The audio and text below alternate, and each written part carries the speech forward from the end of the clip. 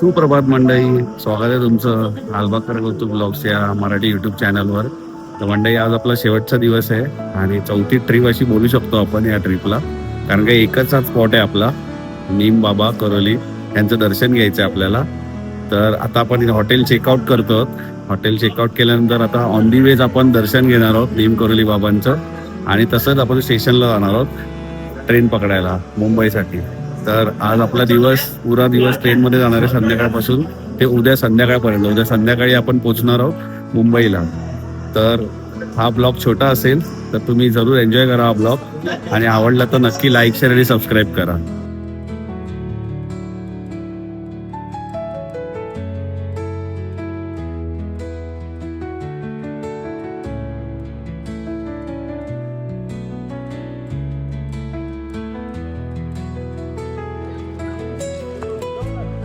जाऊया वर चढ.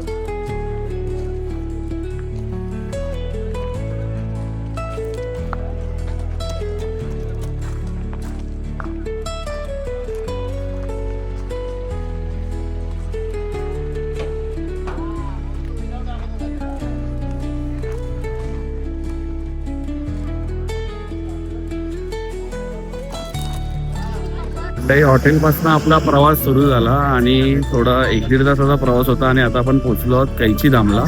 नीम करोली बाबांचं इथे देवस्थान आहे. ते आता देवस्थानामध्ये आपण त्यांचं दर्शन घेऊया. तिथेच चाललो. बघा इथे बरीच गर्दी आहे, तुम्ही बघू शकता. तर चला पटापट जाऊया आणि दर्शन घेऊया नीम करोली बाबा यांचं. आणि आतमध्ये कॅमेरा वगैरे अलाउड आहे का ते पण बघूया आपण. आज गर्दी आहे जरा, आज वार आहे, गुरुवार, त्यामुळे कदाचित गर्दी असेल. तर बघूया आपल्याला आत कॅमेरा देत आहेत का दर्शन घेण्यासाठी. हे तुम्ही बघू शकता, गाड्या येत आहेत टुरिस्ट लोकांच्या. आणि हे जे इकडचं हे आहे ना, म्हणजे जो हा एरिया आहे, हा स्पिरिच्युअल एरिया आहे. इथे एक वेगळीच शक्ती आहे. इथे जो कोण व्हिजिट करतो त्याच्या लाईफ मध्ये ट्रान्सफॉर्मेशन येतात बरेच. हा मेन गेट आहे बघा.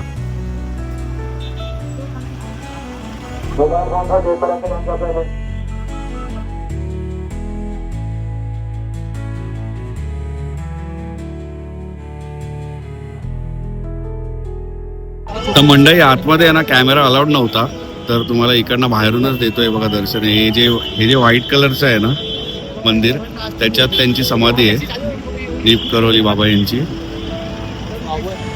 हे हनुमानाचं मंदिर आहे, आणि इकडे ते देवीचं मंदिर आहे दुर्गा माँ.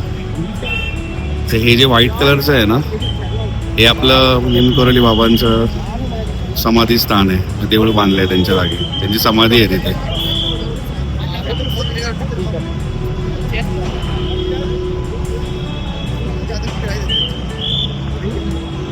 तुम्हाला दिसत असेल का माहित नाही व्हिडिओ मध्ये, पण हे बघा.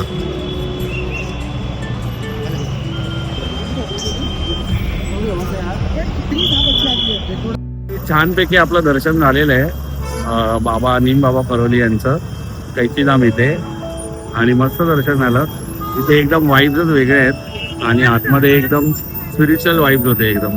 तर मस्त वाटलं, छान होतं दर्शन झालं. तुम्हाला मी व्हिडिओच्या माध्यमातून दाखवलं जेवढं पॉसिबल होतं, कारण आतमध्ये कॅमेरा अलाउड नव्हता.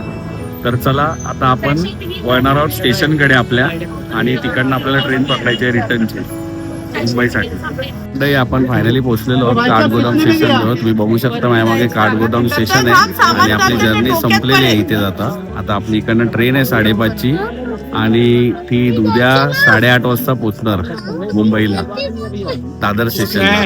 तर आपली जर्नी इथेच संपली आहे. तर मंडळी, आम्ही ज्या ग्रुपमधनं आलेलो ना, त्या ग्रुपचं पॅकेज होतं, म्हणजे 17,000 पर पर्सन होतं. तर त्या 17,000 मध्ये हॉटेल्स वगैरे, स्टे वगैरे सगळं इन्क्लूड होतं. ट्रेनच्या तिकीट्स इन्क्लूड होत्या. त्याच्यानंतर तिकडे लोकल ट्रान्सफर जे होतं ते सुद्धा इन्क्लूड होतं. फक्त काही मील्स आणि लंच जे होते ते सेल्फ एक्सपेन्स होते काही ठिकाणी. कारण का जसं जसं आपण दर्शन घेत होतो काही ठिकाणी, तर जसं ज्यांचं दर्शन होत असेल त्यांच्या अनुसार त्यांनी ते स्वतः अरेंज करायचं होतं. आणि त्याच्यासाठीच ते सेल्फ एक्सपेन्स त्यांना असे ठेवलेले होते, ते इन्क्लूड नव्हते पॅकेजमध्ये. तर असे 3 सेल्फ एक्सपेन्स होते लंच आणि डिनरचे. बाकी तर तुम्हाला माहीत आहे, जे घोडा वगैरे आपण केला ते तर सेपरेटच खर्च लागतो, त्याच्यासाठी तर तो वेगळा एक्सपेन्स आहे. जसं मी त्या व्हिडिओमध्ये तुम्हाला त्यांचे रेट्ससुद्धा सांगितलेले आहेत. तर चला आता आपली जर्नी इथेच संपलेली आहे. तुम्हाला ही सिरीज कशी वाटली जरूर लाईक शेअर आणि कमेंट करून नक्की सांगा आणि चॅनलला सबस्क्राईब करा. चला तर घेतो मी तुमची रजा. भेटूया पुढच्या ब्लॉगमध्ये. Bye bye.